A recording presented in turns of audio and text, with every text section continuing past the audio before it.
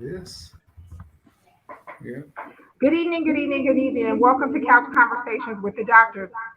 So there's going to be a large echo for just a few seconds, and it will go away. And while we're waiting on that to happen, of course, we know our very own Dr. P, who is the I don't know what will I call him? He is the Emerald Lagasse Dapper of doctor. Dapper doctor. of medical science. Take it away, Dr. P. Hey, Nikki, I'm happy to be here. Happy to share with my colleagues. And hopefully we can answer some questions with the community and get us better prepared to deal with the rest of this pandemic. Dr. Hampton, you want to go ahead and introduce yourself? Yeah, happy to be here as well. It's been having some good weeks in clinic. A lot of people have embraced healing. Never believe that people don't want to be healthy. They do, and it's been warming my heart, to be honest with you, to see the change that's in front of me. So I want to encourage everybody who hears our voices. Yes, you can. That's what I'm going to go back to that. Yes, you can, because if other people are being successful, so can you. So happy to be here, happy to answer any questions. And we definitely encourage you to heed our message, because we definitely have a lot to share. Dr. Miller? Good evening, everybody, and welcome. We're happy to be here. We want to say thanks to the Congressman and to Nikki for providing this platform that we may be able to give some information and answer some questions from the community. You know, it's all of our desires that we heal the community, that we heal the city, we heal as much as we can. And so we're here to do what we can tonight and to give answers to your question that you may have. All right.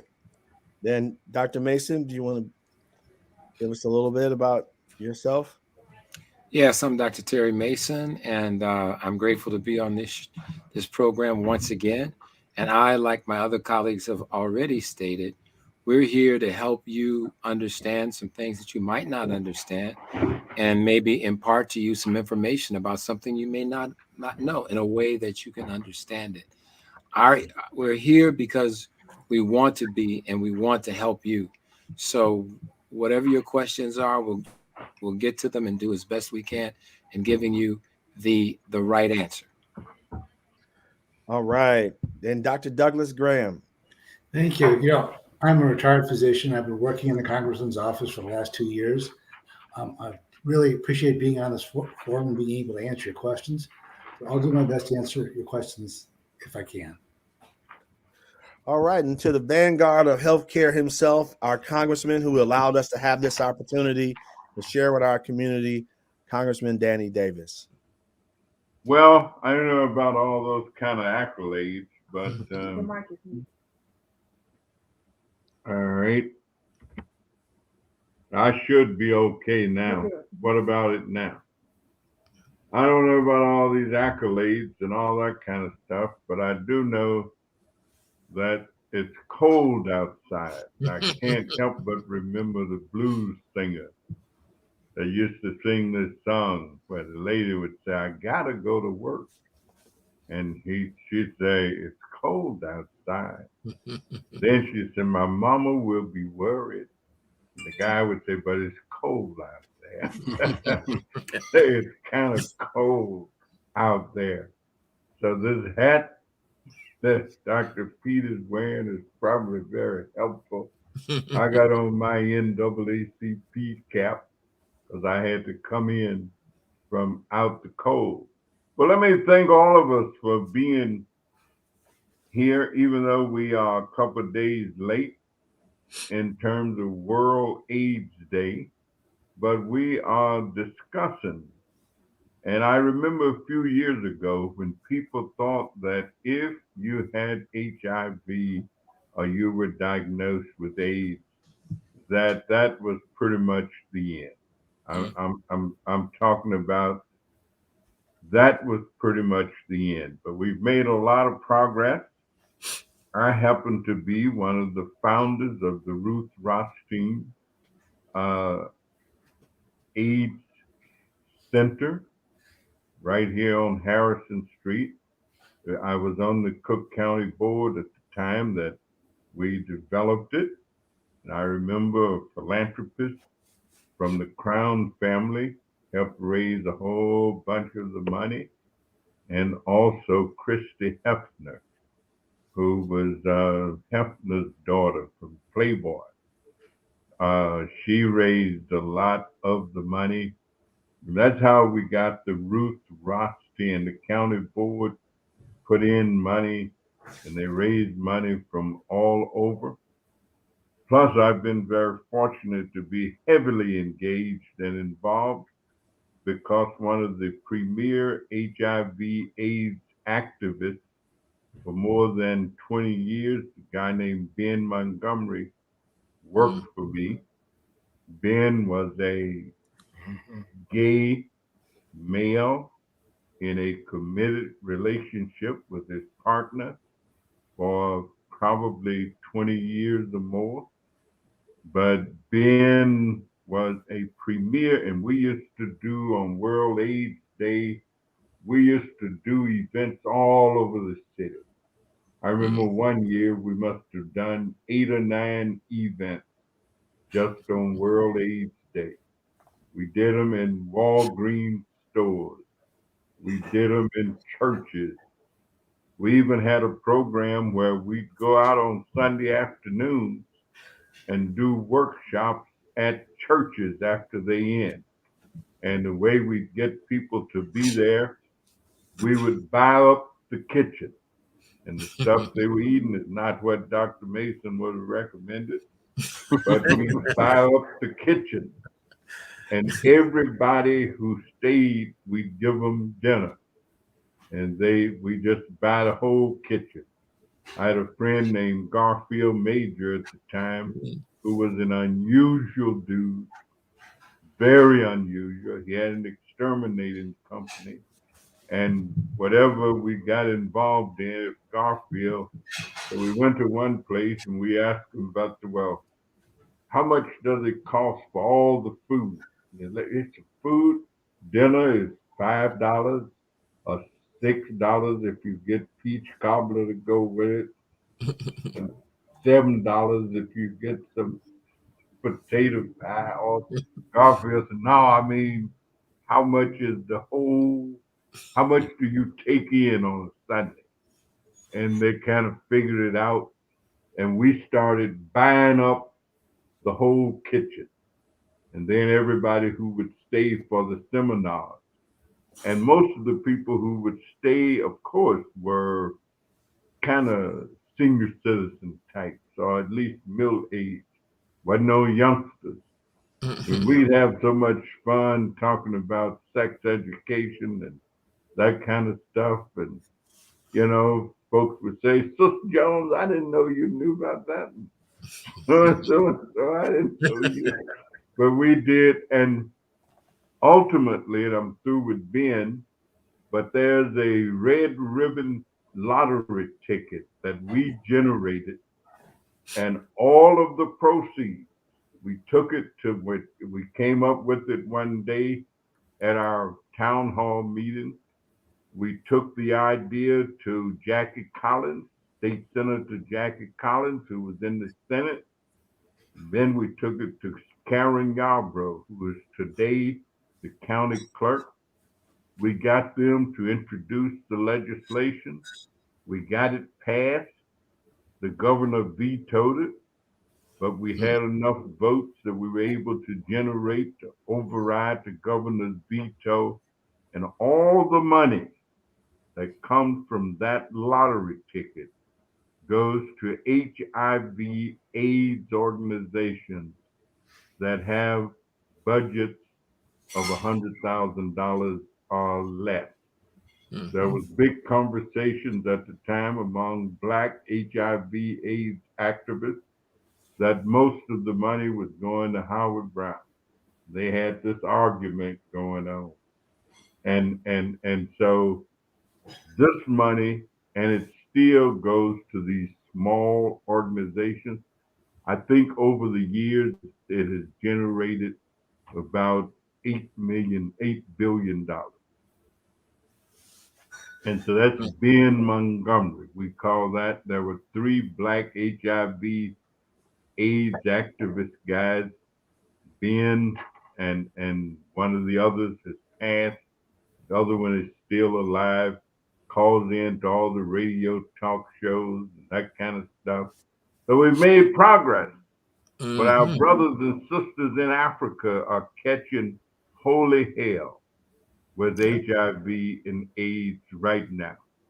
And the president the other day came up with a new initiative that is going to be focused towards middle-aged people, because we are still finding that there are middle-aged people who are having sex and it's not safe.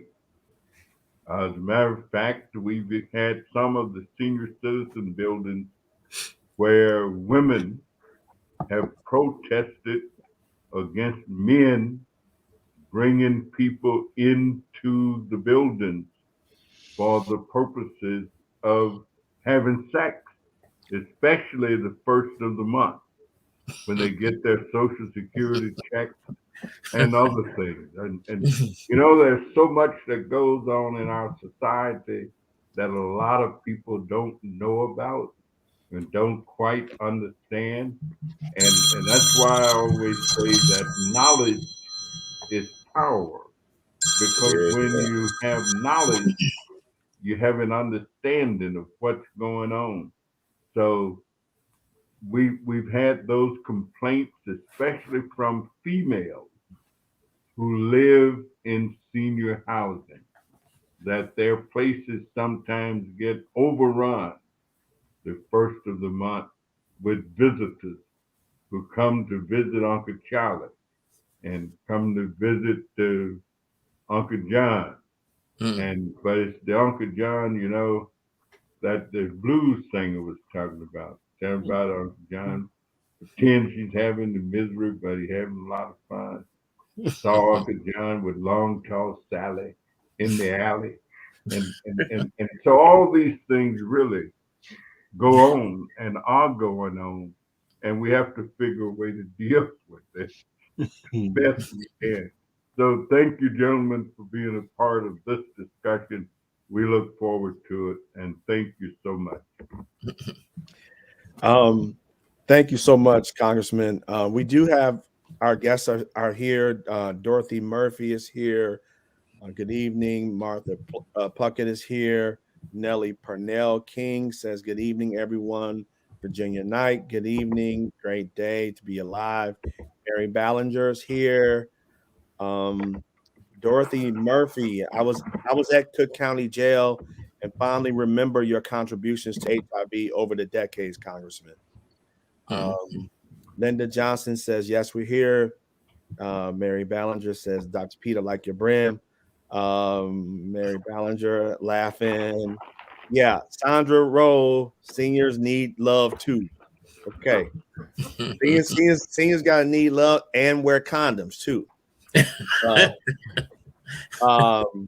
So yeah, so it sounds like everybody's here, and we are, you're right, Congressman, we are a couple of days behind World AIDS Day.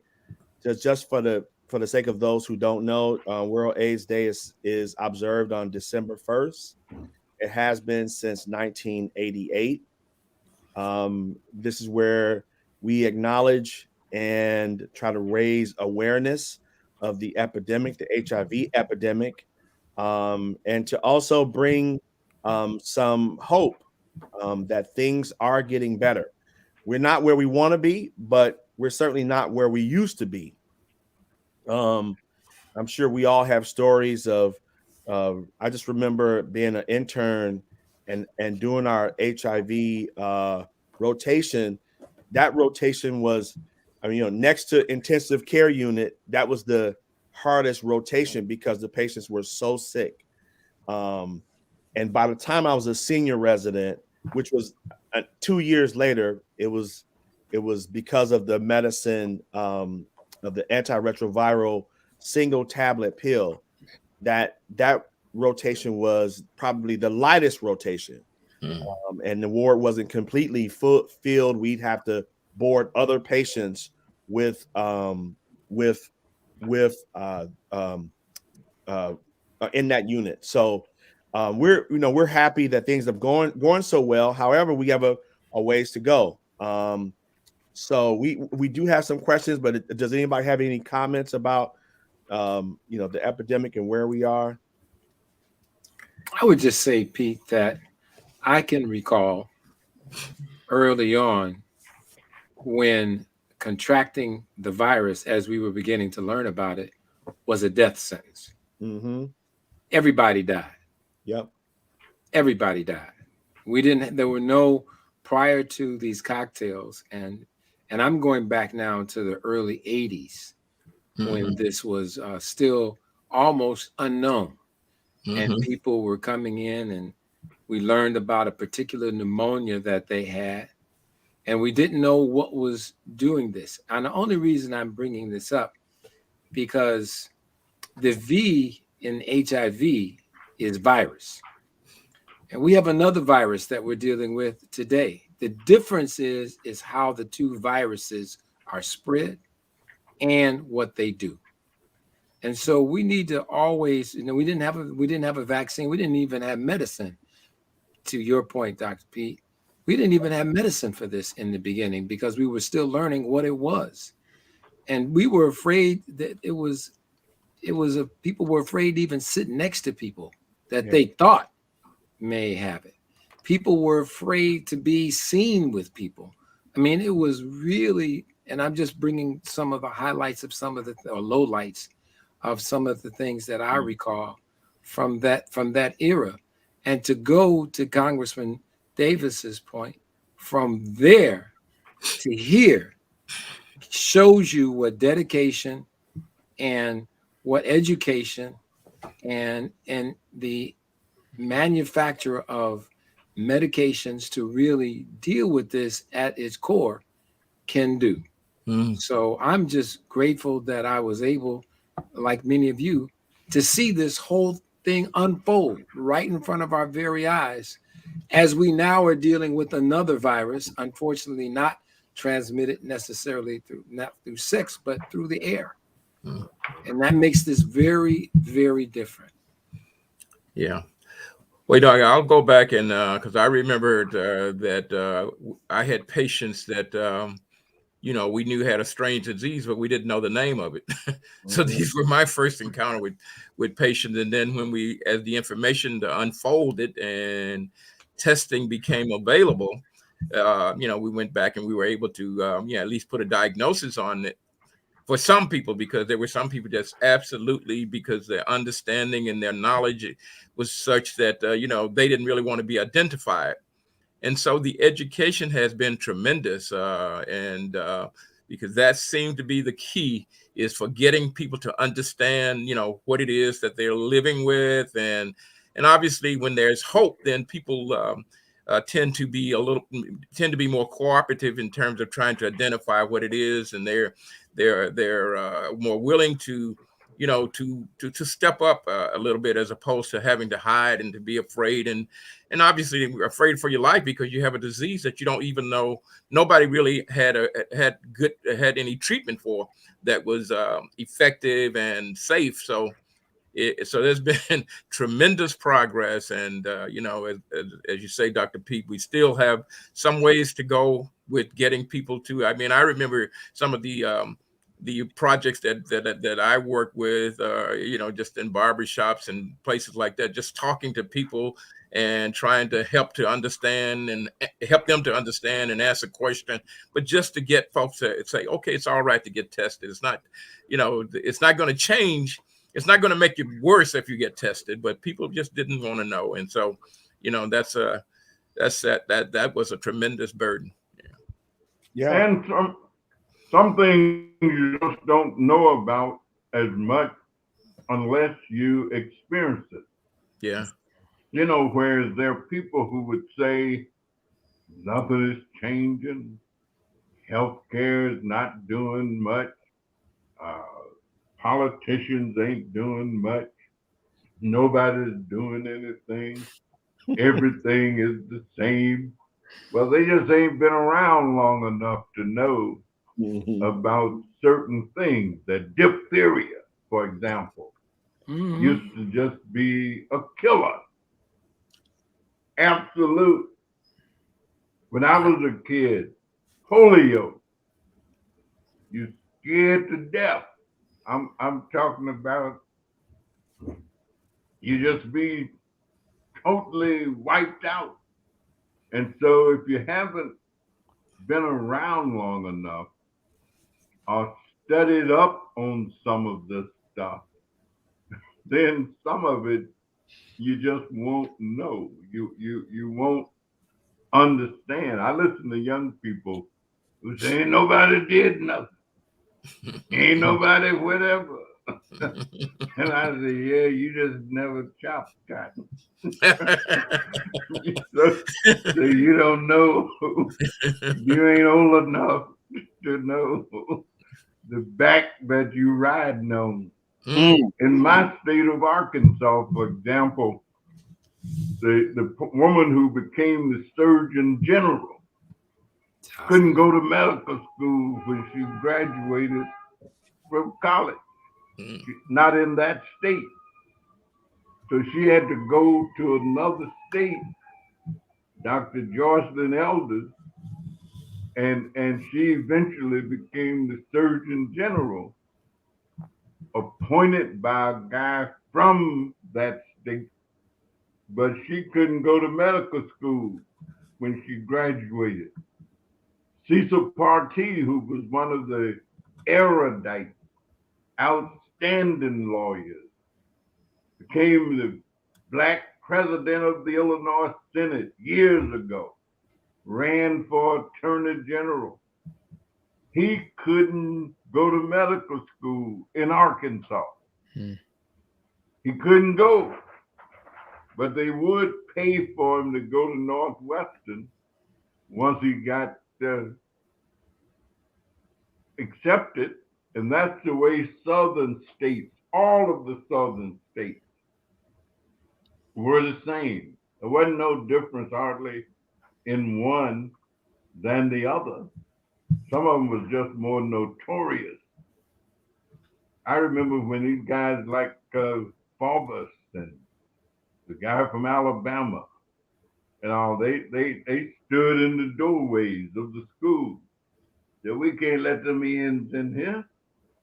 And so when you say ain't nothing changed, well, it just depends on how you define nothing.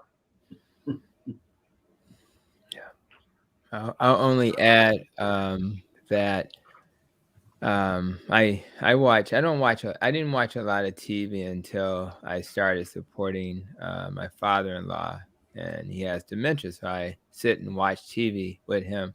I promise you, I had not watched much TV in the last 2 years until I started really supporting him. And I'm shocked at what's changed. I'm talking about in the last 2 to 3 years. And we already know that HIV is not a gay disease. There may be some increased transmittability, from sex, from anal sex, if we can be frank, compared to vaginal sex. However, it's just slightly more. But the issue is this. When I watch TV, I see gay couples, I see mixed couples. In fact, I see more of them than I see heterosexual, and more of them than I see people of the same background, race. So that's shocking compared to what TV used to look like. It's amazing, and it reminds me of why when we go back and when HIV was a new thing in the 80s. Before Magic Johnson convinced us that you didn't have to die from it, right? He kind of got it at the right time. Not because he was rich, he got it at the right time. And I tell you, it was so much stigma. I remember patients coming in and literally family members being told that a family member has HIV, and people would fall out I mean, just lay on the floor and just because they felt it was a death sentence. And at the time, it really was. Yeah, it was. Oh my God. And I think back on those days. But then they also would then create, start to create some distance. And we didn't know a lot, just like when COVID came. So they would create some distance and the fear kicked in. And I wouldn't even call it ignorance. We just didn't know. And so I think a lot of times people say things like, we're going to be blessed. And we say this with the vaccine as well. What's happened with HIV, and Brother Pete could express this better than me because I don't have a lot of HIV patients. Their lifespan is almost the same as everybody else's. It is. Except that, yeah, they're basically maybe more predisposed to certain illnesses, but you can live a full life. That's a miracle. That's a gift from above. And so we can't forget our blessings because imagine if that had not happened and we were all fearful like we were in the beginning still. And the same thing's going to happen with this coronavirus. We're going to get it because we got brilliant people, God created, by the way, who have been able to take that knowledge that was given to them and use it. But we do want to be tolerant. And so we want to take advantage of a world that's changing so that we can be tolerant. And I think that's really important because sometimes that fear and lack of tolerance is what leads to some ignorant behavior that then keeps us from making progress. So yeah, when you go back, it's I'm just happy we're not living in that time anymore. Yeah. And there used to be locusts and food wouldn't grow. Because Dr. Miller know a little bit about that kind of stuff. I mean, he read that book a lot. It was the same thing.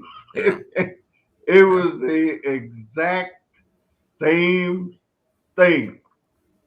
Yes. And people, of course, were scared to death and they didn't have nothing to eat. The fields wouldn't produce. And whatever they'd have planted, the locusts would come and eat it all up. Yeah. And, Yep. and then somebody would figure out something to do that would save the day. I mean, Joseph saved his brothers, if I remember correctly. Yeah. And his daddy, even though the guys had thrown him in the pit and sold him and all kinds of stuff. And so the continuation of possibility means that if you believe, then you can believe that we're going to overcome this pandemic. We're going to overcome this coronavirus. Somebody's going to wake up one day and they're going to be announcing the formula that we really got it now. Somebody just came up with a pill, a treatment, of whatever that's going to really enable us to do a better job than what we've been able to do with social distancing. With they had a big decision to make the other day in Oak Park relative to the Oak Park River Forest High School in terms of a decision to stop doing after school and stop doing athletics. And then they came back and they decided that they could put some things in place and be able to do it anyway. So decision making, when there is a tough public question in front of the people, is not the easiest thing to do. And that's why whatever the best information is that people have come up with, then that's what we need to make sure that we use. And there's a lot of things that we have to do. For example, I try not to go into places where there may be people who have not been vaccinated. If I know that they've been talking a certain way, I try to not go there. I try to say, hey, count me out. Call me on the telephone. Do anything except don't get me close to you. Just I ain't shunning you. I'm just trying to protect myself. Absolutely. Tyrone Ward says, appreciation to Congressman Davis for your continual education. Also to my friend, Dr. Terry Mason, who accepted my invitation to come out to educate the Southland on COVID just ahead of the pandemic. Many thanks. Mary Ballinger said, exactly, Dr. Hampton. Wilbert Cook, he did get it right. He did get it right that time. Greater than the life celebrity we would be willing to fight to live and support life-saving information. Sandra Rose says television is off the chain. A whole lot of homosexuality, biracial relationships, all over the television. This was something that was not seen in the 70s, 80s, and 90s and early 2000s. Audrey J. Cox says, fear is the biggest health factor, not wanting to hear something negative. So it sounds like, I mean, we're all in agreement that things have changed. Just to give people some perspective on what's going on now. So currently in the United States, there's about 1.1 million people infected with HIV. Of those people, only 86% are aware of their diagnosis. Of those, only 57% are connected to a health care organization. And of those, only 48% are on antiretroviral therapy medications, which is when Dr. Hampton talked about living the long life that a normal person would live without HIV. The key to that is being on the antiretroviral medication. When I say being on it, it means on it, not have taken it every other day. It means on it. So just imagine it's 1.1 million people who are HIV positive, who are living with HIV, and only 57% of them are on the medication and are virally suppressed. So that's going to be the key to ending the epidemic, which, by the way, right before the pandemic started, I was at a conference with Dr. Falsey, and the big discussion at that conference, it was with HIV providers across the country. And the big discussion was ending the epidemic. And part of that, he had a whole strategy around it. You know, for people that's been doing this a long time, for those of us who've seen our patients one night and then you come back the next morning and they're not there, they died. Just to be able to have a whole conference on ending the epidemic was amazing. But part of that was getting people on medication the minute they're diagnosed. We call that rapid ART. So just wrap your brain around this. It's the minute we diagnose you, you're on the medication. We do not give the virus any opportunity to destroy the body and give the person any opportunity to then spread it to someone else. So in terms of who's infected, well, 70% of the people infected with HIV are Black and Latino. But who's at the highest risk? Men who have sex with men. Dr. Hampton mentioned that earlier. So we kind of go away from talking about who, like homosexual, heterosexual, all the rest of that. It's not about who you are, it's what you do. If you're having unprotected sex, you're at risk for HIV. So men who have sex with men, Caucasian men who have sex with men, have a 1 in 16 chance of getting HIV.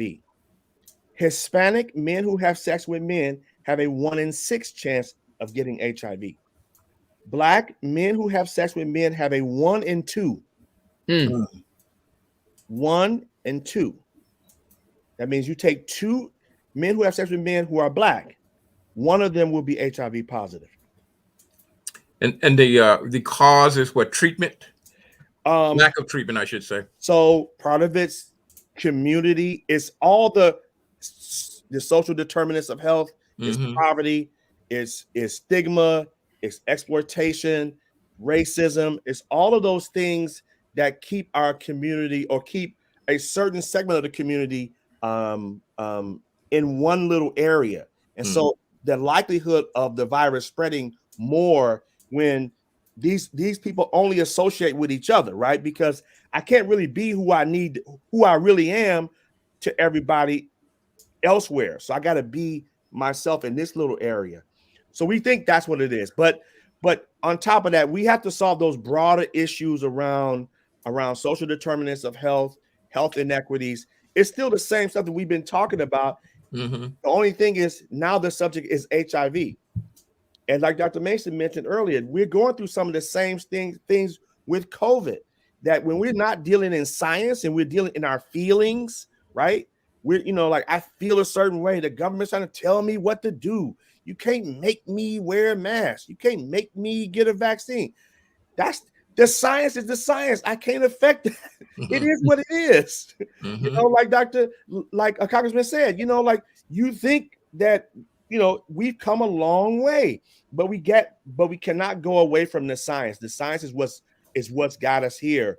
Now, ending the epidemic does mean sort of following these policies, and the Department of Health and Human Services has a great plan. It's well funded, and so there's a ways for us to go. But I really feel like that if we stick to science, let's kind of stay away from our own personal feelings about someone being gay or whatever they are. We need to stick to the science. So if you wear a latex condom, if you protect yourself, then it doesn't matter if whatever. And also we need to remember this too. U equals U. Undetectable equals untransmittable. So the minute we get someone on the HIV medication, then and your virus level becomes undetectable, you cannot spread that virus to anyone else. Yeah. So that's going to be the key to that. Yeah, religion helps too. Yes. I mean, I'm so glad I went to church when I was a little boy because I've been on the whole piece in terms of transgender, homosexuality, gay. I've been on that kick for when I was a teenager. And part of the reason I was on it is because they taught us that God didn't make no junk. And so since God didn't make no junk, and he made all people, then all people are what he made. And that's what God made. And that's what they taught us in Sunday school, that God didn't make no junk. And so I've never had any negative kind of feelings as long as I can remember in terms of individuals. And I've always kind of studied a little stuff and discovered that there are some people who just like sex. They like sex any way they can get it. And so they like sex. And that's who they are. And that's what they are. And that's what they do. And so if they can accept me, then I can accept whoever they are.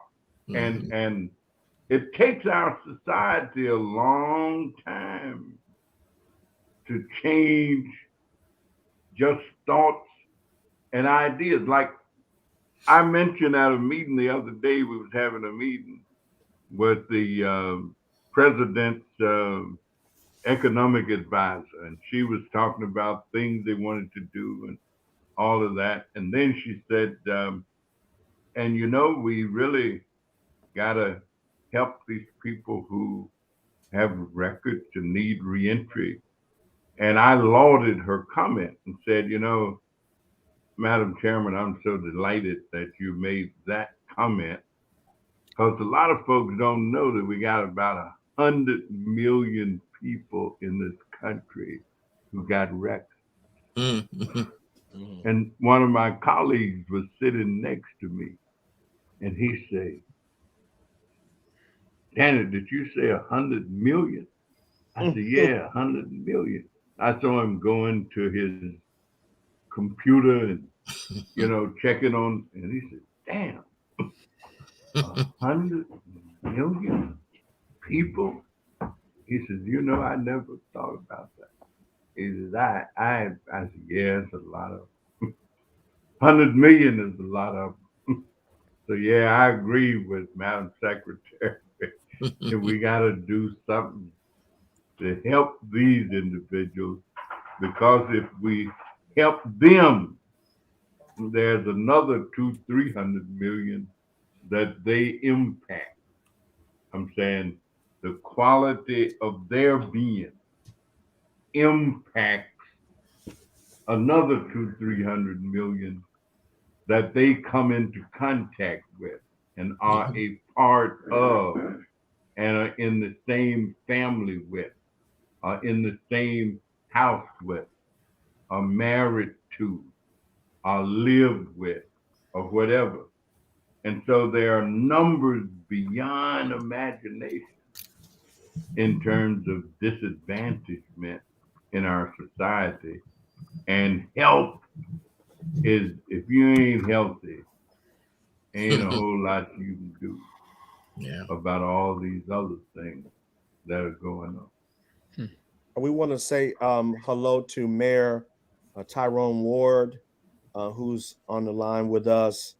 Sandra Rose says we need to start the campaign again. Get tested. Sandra also says that's that addiction, sex. Not to mention people confuse sex for love. So those are some very nice comments. I agree, both of them pretty cool. That's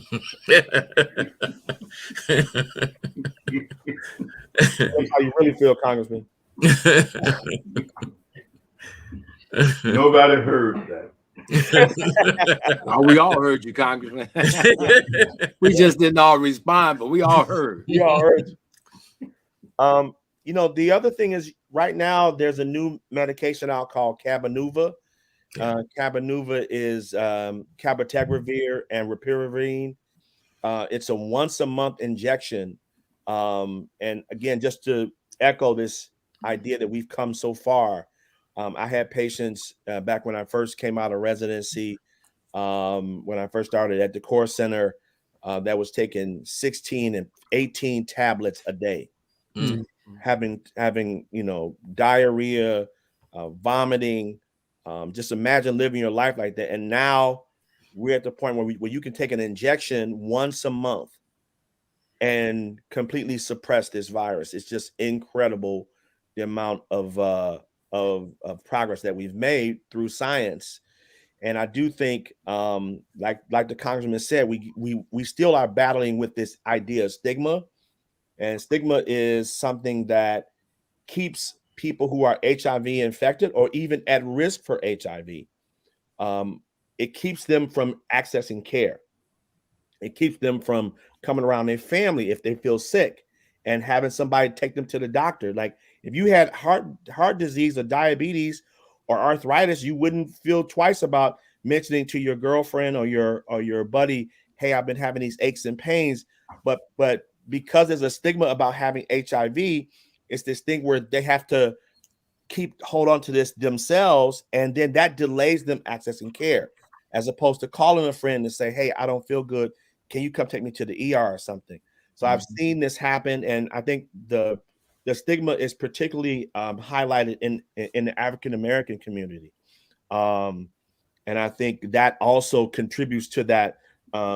Dr. Miller, what you were saying about that 1 and 2 is because we're afraid that somebody's going to judge us because we might be at risk for HIV, even before we know that we're HIV, right? Because what happens is you're watching your friends become positive in your whole circle, and you're at risk, but you should go get tested. But you feel like if I get tested, that's going to lock me out of my community, lock me out of my circle, out of my support, my church, the whole nine.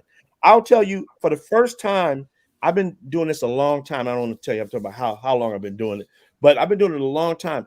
For the first time, I did a World AIDS Sunday service. That's the first time I've ever done it. Like I've never been invited to anybody's church to talk about HIV prevention. So I was really impressed by that. And I'm not saying there weren't that they're not pastors out here, but I think we've come a long way, to Dr. Hampton's point, not just by watching TV, but I've never had a pastor ask me to come and talk about HIV prevention on the pulpit.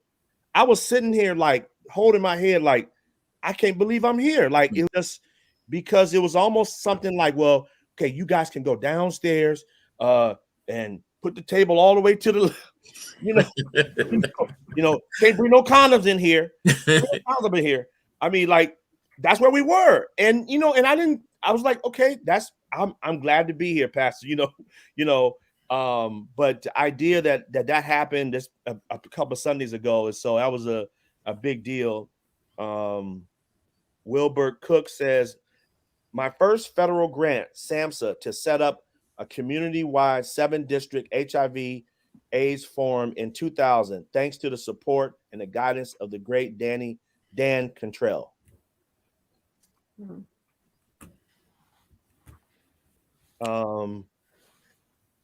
Sandra says, oh no, Tamika Thomas said, hey, Uncle Terry. Linda Johnson said, we heard you. So true, Dr. Pete.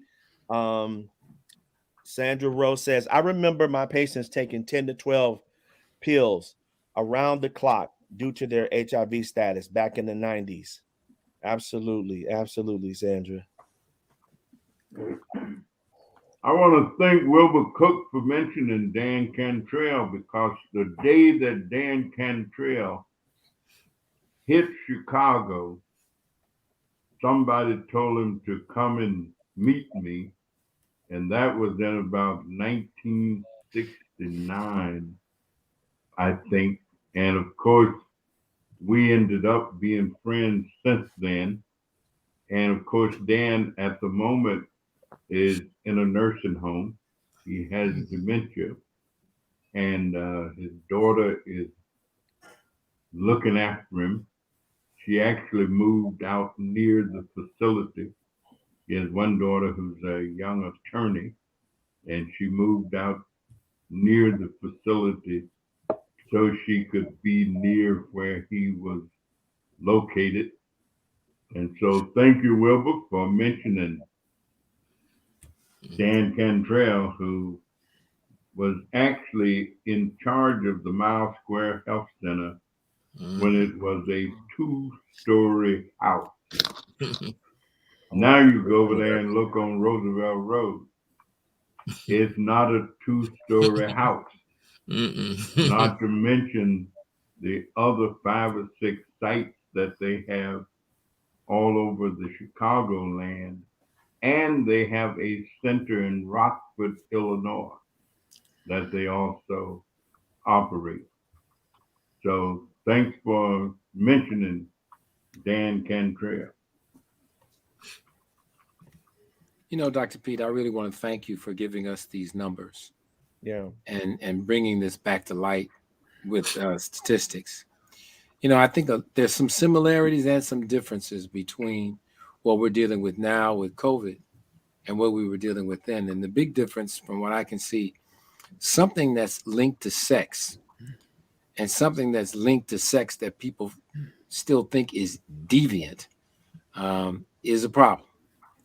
And because, we've got we did a big project when I was at the county, because we're leading the nation in gonorrhea and chlamydia infections because of unprotected sex. And we're also looking at people who are potentially HIV positive. So I just want to say thank you, Pete, for the work that you do.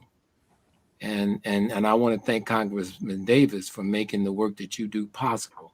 Yeah. Because if it wasn't for some of the changes in the legislation, and I can remember when we had to fight for funding for African-American projects, that there was a disproportionate allocation, even of the dollars that were available.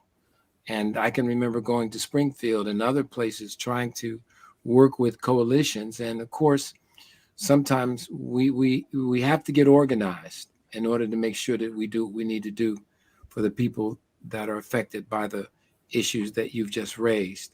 And I think that what you've talked about in terms of these numbers are important, but there's another number under that number. Mm. And that number is how many people who still can have a good, positive sense of self as they're going through this. Mhm. I was down in Atlanta, and they were telling me in Atlanta, it's just out of control, that they are having an amazingly difficult time trying to get people into treatment, trying to, the male prostitutes and all the other kinds of things that are going on. But at the end of the day, what do you, and I'm not asking this for an answer necessarily from anybody, but how do we improve our sense of who and whose we are so that we feel worthy of the treatments that are available, and that we can be we can be productive members of society? Terry, it's interesting you say that, because when you look at the numbers, the South, the southern states numbers rival third world country numbers. You take Alabama, Texas, Arkansas, Mississippi, those numbers of HIV infection rates rivals some areas of the third world, in this country. And part of that is people's political will, right? To say, we don't want to deal with that. We don't want to fund that. We don't want to. And it's amazing. When I was at that same conference that Dr. Fauci and the Department of Health and Human Services put on right before the pandemic, I was shocked that where the CDC is, the Centers of Disease Control, is in Atlanta. Mhm. And Atlanta is the area that it's almost like it's the Central Africa of the That's of the the epicenter. Yeah. I'm like, how is the brain in a city, and then and all hell's breaking loose outside of the CDC? And so it's almost like I was thinking to myself, I was talking to people, talking to other HIV providers, and I was saying, we all need to go to Atlanta. Like, forget going to Africa. We need to go to Atlanta and set up clinics, outside of Walmart or something, So yeah, Terry, you're right. I mean, I think part of it ties back into a lot of the work that Congressman Davis has been doing and still does, making sure that there's African American providers to take care of patients. That's a huge part of it. Making sure that funding is and resources are going toward smaller organizations that can penetrate the community, and has a community trust factor to it. So it's all of that ties in. And of course, we know the social determinants of health and racism and poverty. People can't focus on HIV prevention if they don't know where their next meal is going to come from. They don't care. They don't care. They don't care about spreading HIV if I don't have a steady source to take care of myself. And so we got to take care of all those things in addition to all these exciting new medications that we got. That's important, and we need to get people on those medications, but we also got to take care of those other issues that we know impact chronic diseases and things like that. And they don't have, I mean, their populations are spread out. Yeah. For example, Yep. I was meeting with some people earlier today, and we were talking about my good friend, Congressman Benny Thompson in Mississippi. Benny is the only Democrat in the House of Representatives or the Senate from Mississippi. The guy from Louisiana is the only Democrat, and he's from New Orleans. Benny is basically from Jackson. Jim Clyburn is the only Democrat from South Carolina. And so the urban areas in the South are primarily the only areas that have enough. I mean, there are a few others, but primarily, and many people will forego certain kinds of social decision making and will forego economic opportunity for themselves to maintain, for example, the state of Kentucky is one of the poorest states in the nation. So is the state of West Virginia. But there, the voters there, they vote for people who are considered conservative on social issues, and they will vote against themselves Hmm. economically to maintain their social position. Hmm. And they do. All you got to do is look at the economic status in those states of the population. And their guys will vote against tax credits for Hmm. children. and, Hmm. and they will have some of the poorest children in America.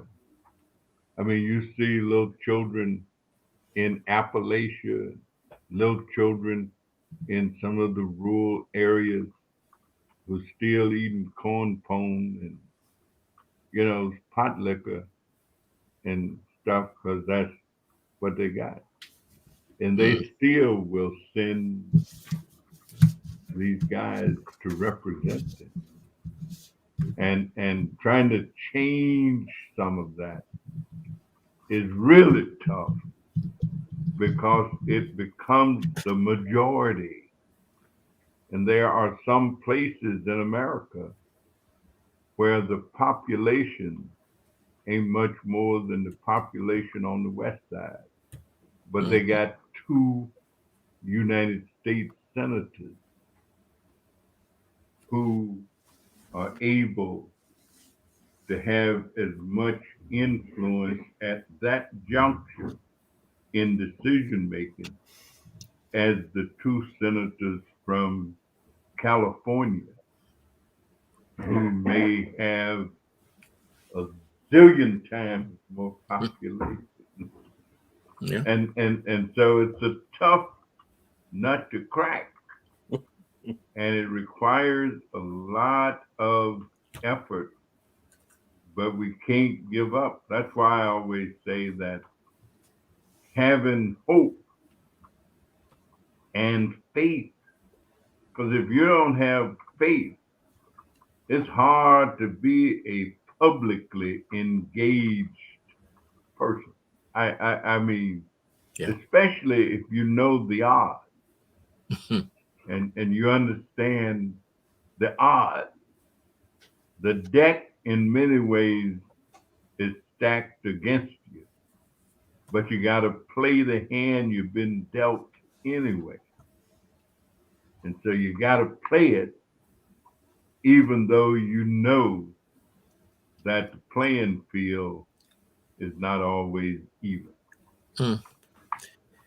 You know, as I listen to some of the latter comments that you guys are making here, and we talk about how things have changed. Scripture says there's nothing new, Mhm. and you know, when I look at this, and we say, oh yeah, there's lots of things new. There's technology. There's this. There's that.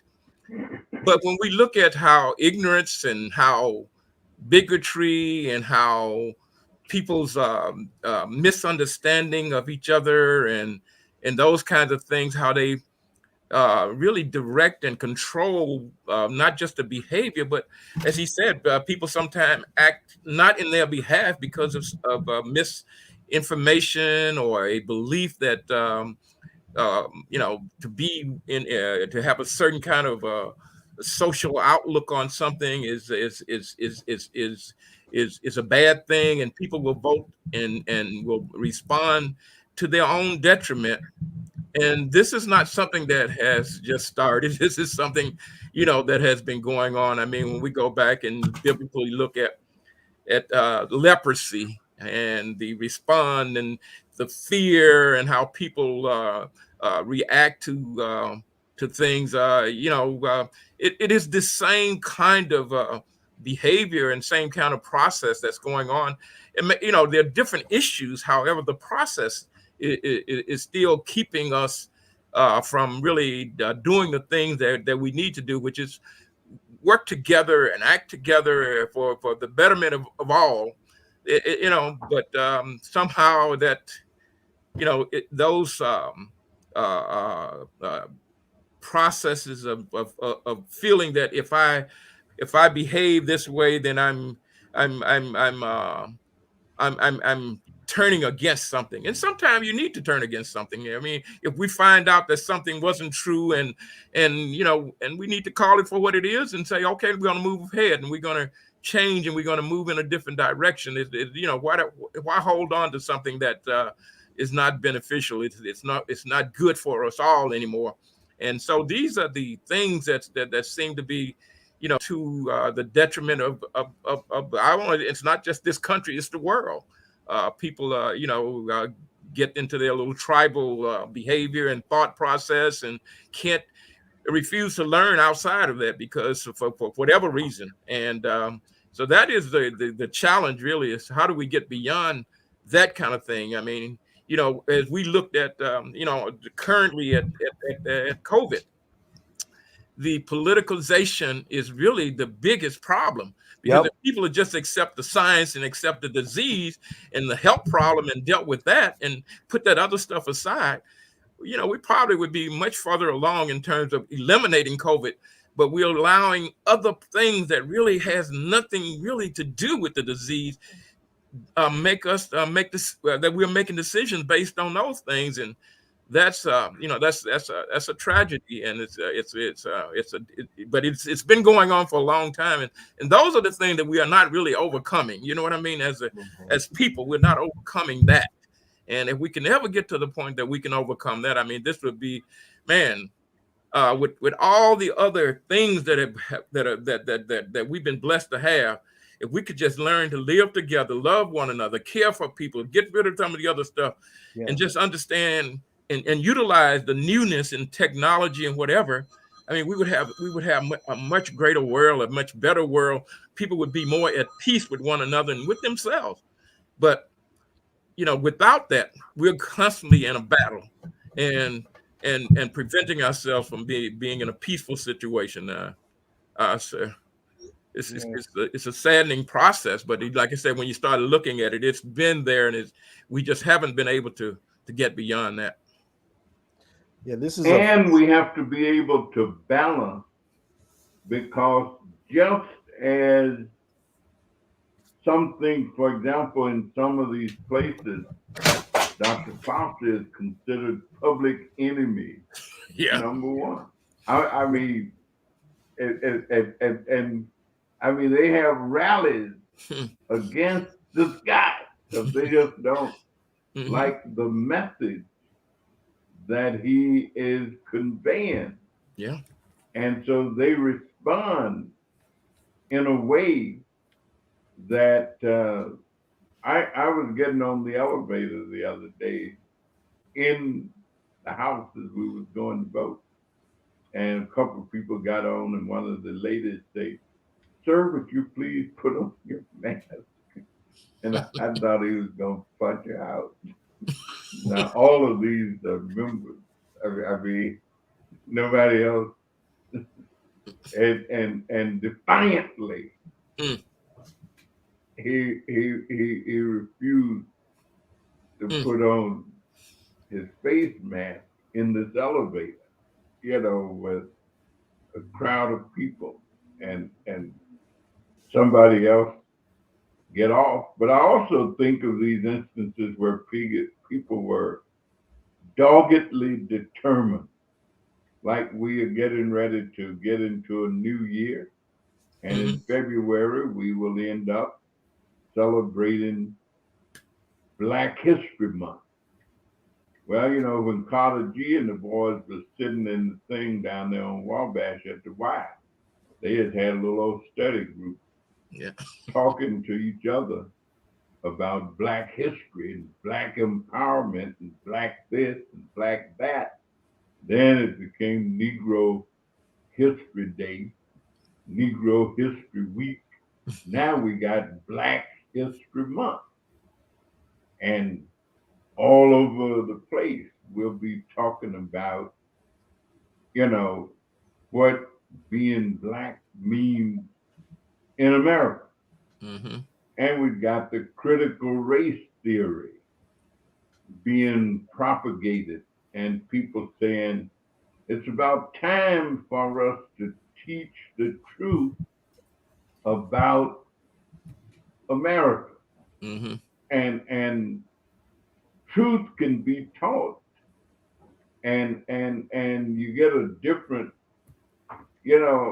I remember when I was a kid, we used to root for the Cowboys. And the older I got, I started rooting for the Indians. Because we were taught that the Cowboys were the heroes. And Yeah. the Cowboys were exploiting the Indians. They killed them all.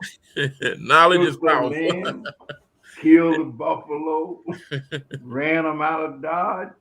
And we shooting, come on, Lone Ranger. Come on, whoever. And just in the nick of time. Mm-hmm. And Carter G. Woodson was so right when he said, if you control a man's mind, Mm-hmm. you don't have to worry about what he or she will do. Carter G said, if you control a man's mind, you don't have to tell him to go to the back door. Mm-hmm. He will automatically go. And if there is no back door, He'll make he'll one. get him an axe, a hatchet, or And make something, it more. and cut one out. Wow. So that he got the opportunity to do it. And that's why this business called education Mm-hmm. is so important. Absolutely. And I didn't understand what people meant when they say, if you learn something, nobody can take that away from you. They may do whatever else that they do, Mm-hmm. but they can't take that away because you've internalized it and it becomes a part of you.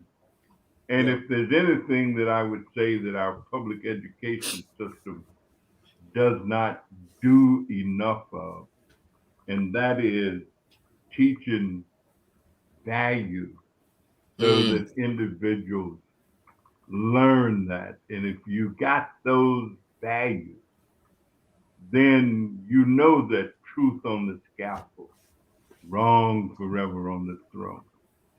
And so you know that truth is such an integral part of development, and nobody can take that away. They may burn you at the stake, they may do whatever, but you go on to wherever you go with that understanding.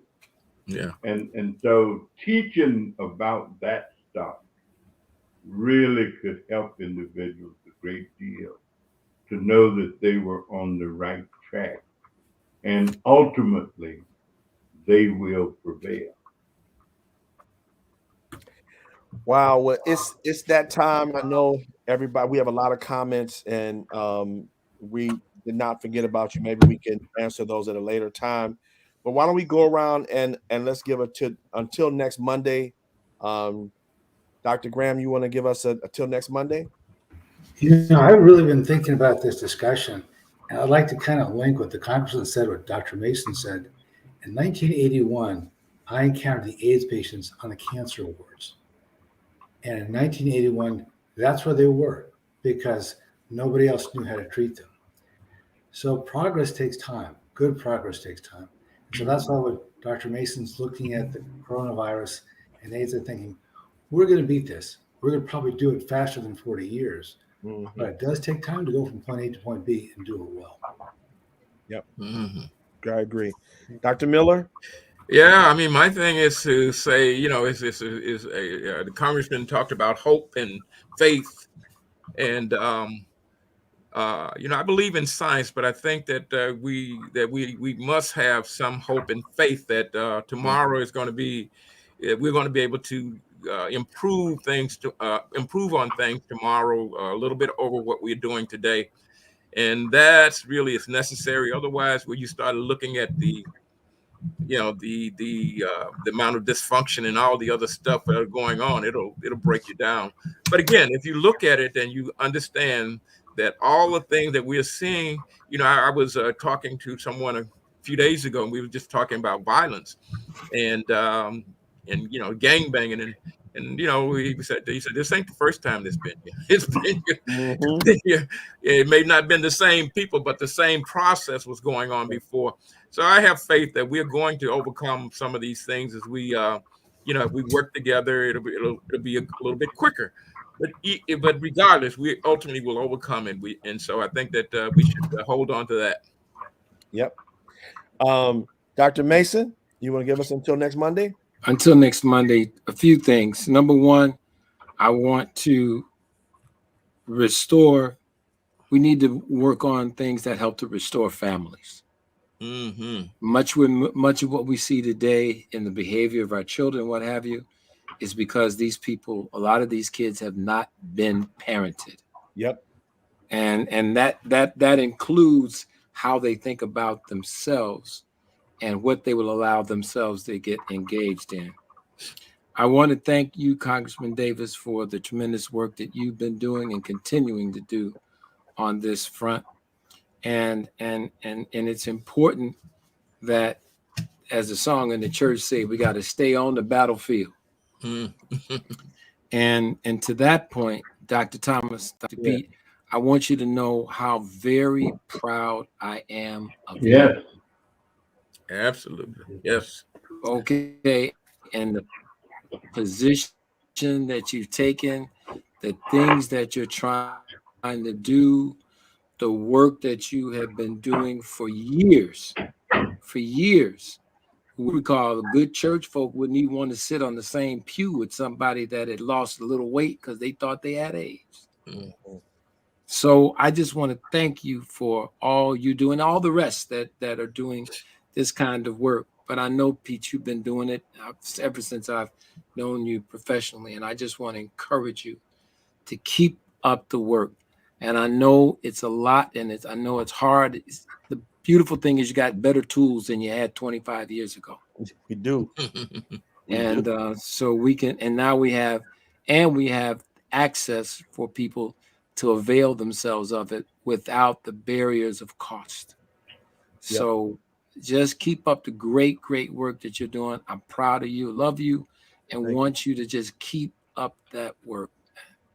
We will. And Nikki, and everybody else that does that too.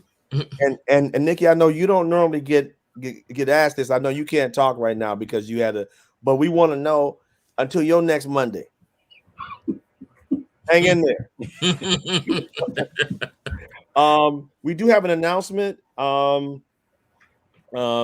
Just want to announce the upcoming drive up, walk up toy drive and toy giveaway, as well as it's going to be vaccine boosters available at the Congressman Davis's event. It's going to be in conjunction with the XS Tennis and Walt Whitman and the Soul Children's of Chicago. And that's going to be at the Winter Wonder Safe Land, Monday, December 20th at 5335 South State Street. So I want to repeat that. It's going to be a toy giveaway. It's going to be a drive up and walk up. And they're also going to be doing vaccine boosters. And that's at 5335 South State Street from 3 to 7 p.m.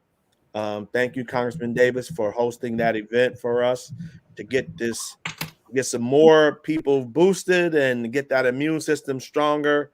And I just want to thank everybody, man. We're going to keep fighting for our people and people who are living with HIV. We're going to end this epidemic eventually. And so I'm excited about that. Until next time. Life is so wonderful until it's unbelievable. I mean, I had an experience today. Yeah. Somebody, and they're going to do it tomorrow, is going to drop $2.3 million in the hood for something that's going to be really great. And I won't mention it since they ain't announced it until tomorrow. I'll just say, but my wonderful experience today, I go to a place sometimes and have lunch. And of course, the guys park your car and stuff like that. And so one of the guys I know, he's a young Caucasian gentleman. And I know that he's got some little children. And I said to him, I said, could you give me the age of your children? He had invited me to their christening a few weeks ago, and I couldn't make it. I said, I'd like to just get them a Christmas gift and send it. And I thought he was going to cry. Mm. And that was, he said, you want to do, I said, look, I just want to do it. And the fact that I expressed some concern for his children just kind of obviously touched his heart. And save the children just it's so important, especially during this period of the year when the focus is on Yuletide and gifts and presents and all of those kind of things. So I just encourage everybody to have children, our children, on their minds. And so I agree with Dr. Mason relative to we are going to the penitentiary in Danville, Illinois on December the 18th. We're going to take a busload of people and we're going to take some children there to see their fathers and stuff and have lunch and toys. And the Illinois Department of Corrections is giving us the opportunity to do that and very cooperative as part of what we call our fatherhood initiative, which is trying to keep families connected even when one and sometimes both are incarcerated. And so I am looking forward to that on December the 18th. We're going to have a busload of people that will be going. We've got to get up and leave at 6 o'clock in the morning in order to get there at the time that we want to be there. And so I want to thank those social service agencies and especially habilitated systems. I think they're going to provide the bus. And so I try not to get too carried away during the holiday season, but I guess I just can't help it. My wife starts putting lists and wrapping presents and ordering stuff and doing stuff. And I think it catches on to myself. So as we move towards Christmas, just remember Jesus is the reason for the season. And or whatever, connection one may have. It may not be Jesus for somebody, but it's the season of sharing and caring and giving, Yeah. living. And thanks to all of you, and have a wonderful evening. Hopefully, we'll see you next week. Take care. All right.